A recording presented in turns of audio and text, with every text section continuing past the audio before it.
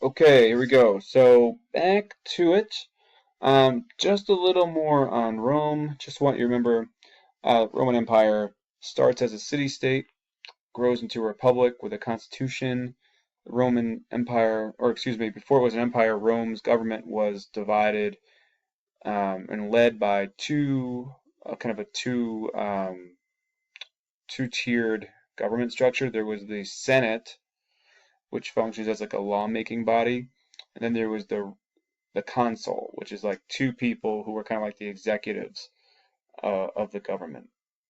And at that point, they had a constitution, but what that constitution did was, um, in times of crisis, allow for a dictator to take over for a period of 6 months to allow that person just to make instant decisions. The thought was like during a crisis, that would be a good thing to happen, to not have to go through a whole bunch of steps to make something happen, but for one person just be able to actually have complete power to enact rules and laws quickly. So what that happened when Julius Caesar um, was dictator for that period of time. He just never gave that power back. He just took power for himself and kept it and turned into Rome's emperor, officially making Rome an empire. So Romans did have a set of law codes, the Constitution. Um, Roman law is the basis for law codes of other empires in the classical and or in the post-classical era, especially the Byzantine. They follow in Rome's footsteps there. Rome's culture, art, also very much modeled the scholarship of Roman philosophers and intellectuals. Is also pretty well known and important, especially when we get to the Renaissance in the 1300s.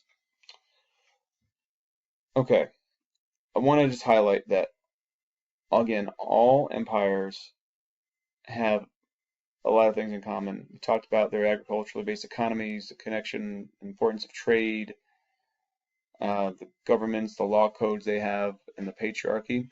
But within the government piece, remember, all empires are, with the exception of Greece and the Gupta, are somewhat, they're not completely this way, but all the empires are really central governments with bureaucracies who tax their people to in order to have money for building infrastructure and defensive walls and supply lines and military fortifications.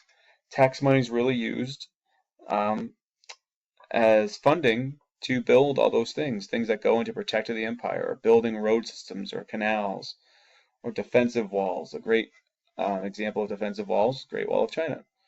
All right, there's defensive walls around it's a post-classical, or before it becomes the Byzantine Empire, there's defensive walls around the city of Constantinople, which is in the eastern part of the Roman Empire.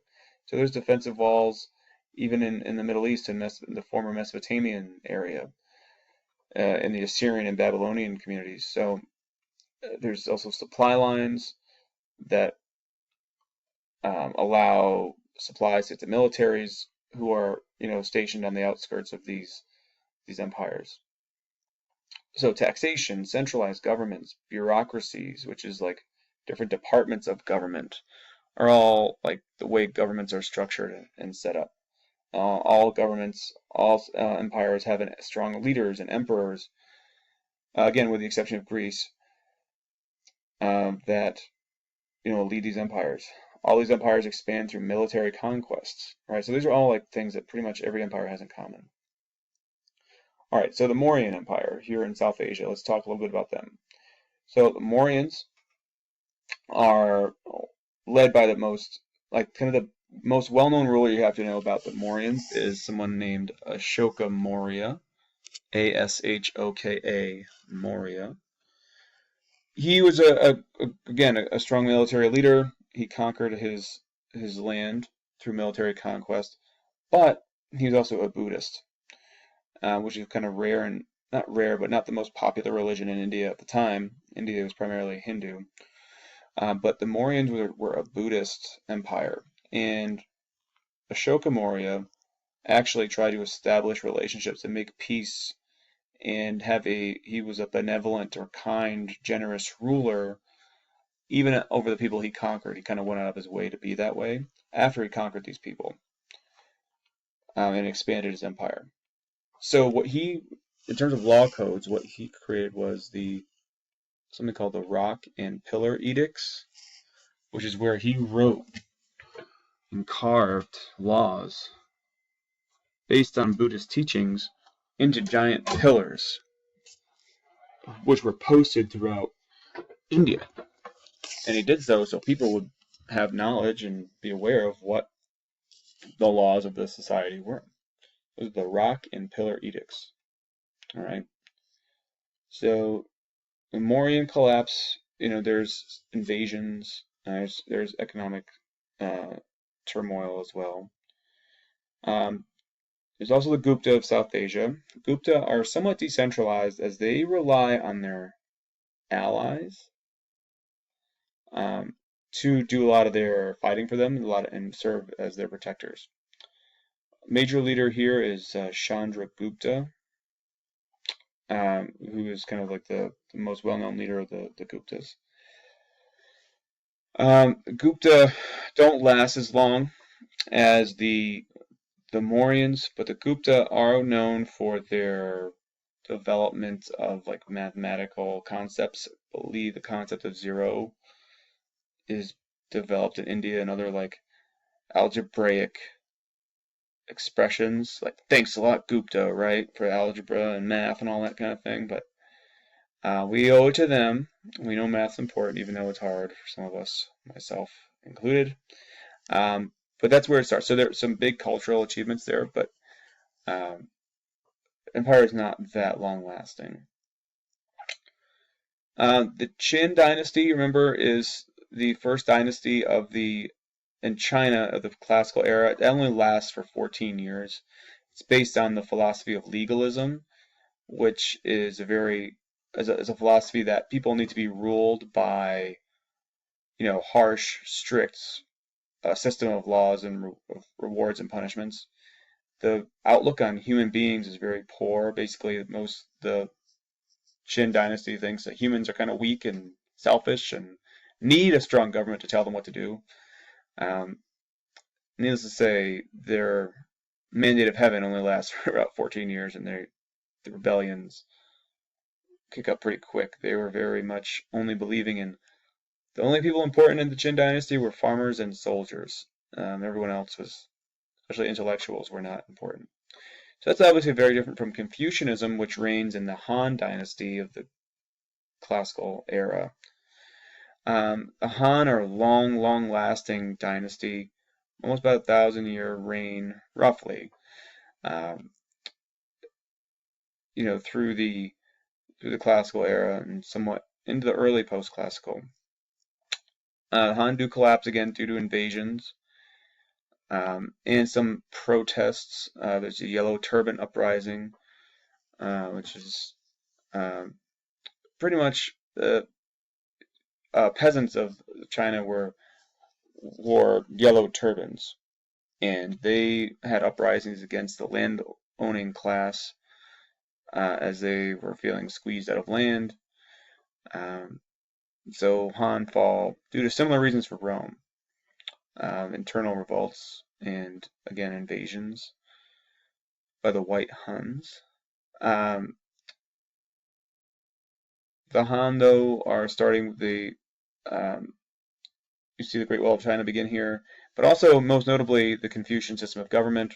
Remember Confucianism, we'll talk about that a little bit more later, but Confucianism is a response to this period of warring states that just, basically, the core tenets there of Confucianism are that, good government and the moral example of rulers and filial piety and the superior in every relationship, whether it be a father, a husband, an older brother, a ruler, their moral example, their respectable, benevolent, kind, but firm treatment of people is the example that people need to see, and that is what people will willingly follow.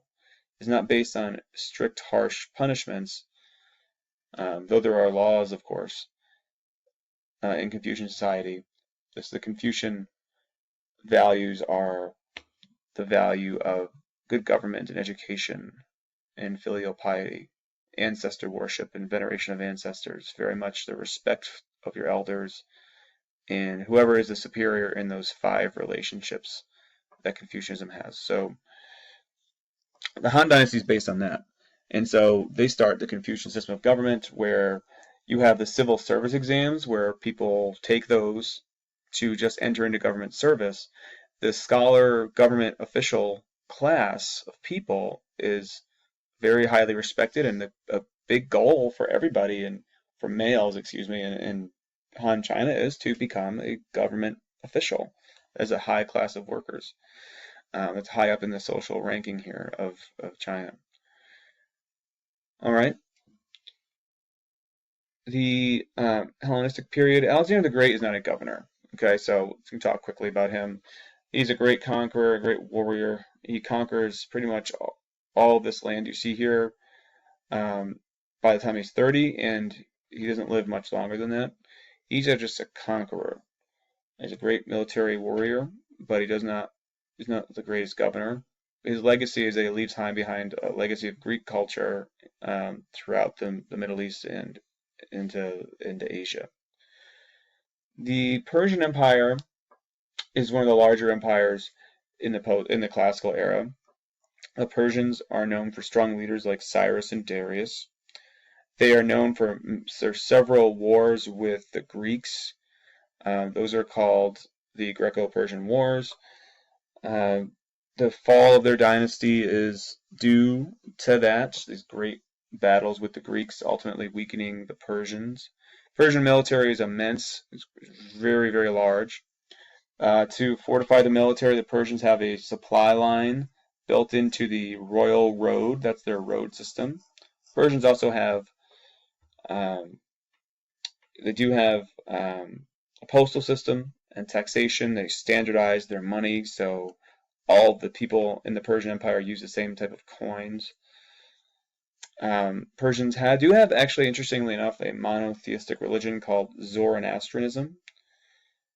Don't ask me how to spell that, but it is a monotheistic religion, often forgotten about and overlooked in light of Christianity and Judaism.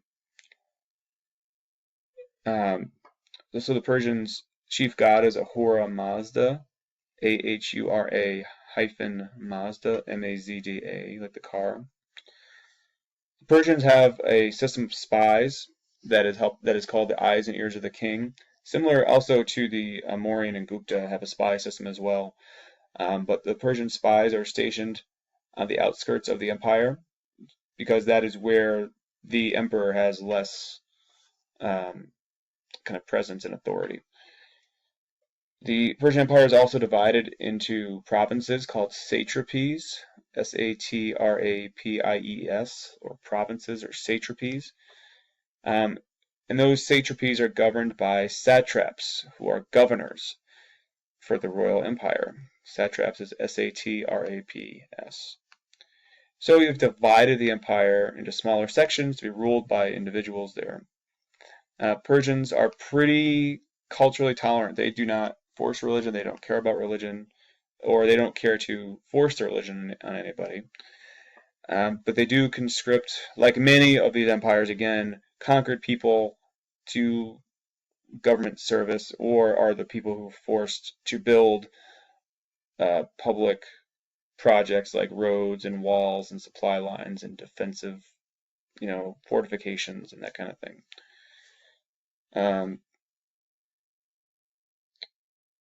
So Persia, a lot of people also associate with Islam, but that is false. Islam is not even a thing yet.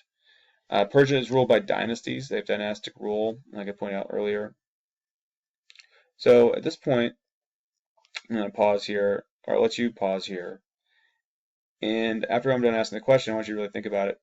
What similarities do you see between empires, and what subtle differences are there? That's a common question. As you know, these empires are pretty heavily tested on a mock exam. So think similarities and differences between the empires. And then we'll move on to another part of the classical era.